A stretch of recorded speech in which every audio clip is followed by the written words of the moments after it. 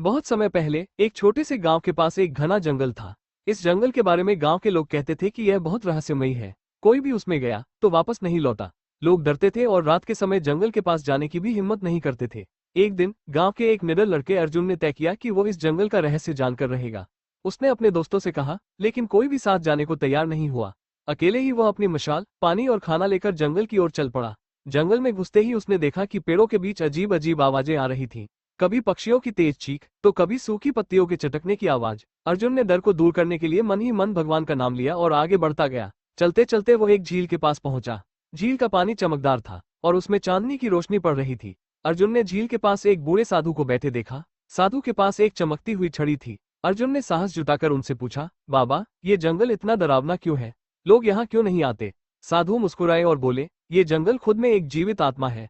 जो इसे डर के साथ देखता है, यह उसे भटकने पर मजबूर कर देता है। लेकिन जो इसे सम्मान और जिज्ञासा के साथ समझने की कोशिश करता है, यह उसे अपनी गहराई दिखाता है। अर्जुन ने साधु की बातों पर ध्यान दिया और झील के किनारे बैठ गया। उसने जंगल की आवाजों को ध्यान से सुनना शुरू किया। धीरे धीरे उसे समझ में आया कि ये आवाजें डरावनी नहीं थीं, बल्कि जंगल का अपना संगीत था। अर्जुन ने पूरी रात वहीं बिताई। सुबह होते ही उसने देखा कि सूरज की किरणें जंगल को सुनहरी चमक दे रही थीं। वो समझ गया कि यह जंगल उतना खतरनाक नहीं जितना लोग समझते हैं। गांव लौटकर अर्जुन ने सबको बताया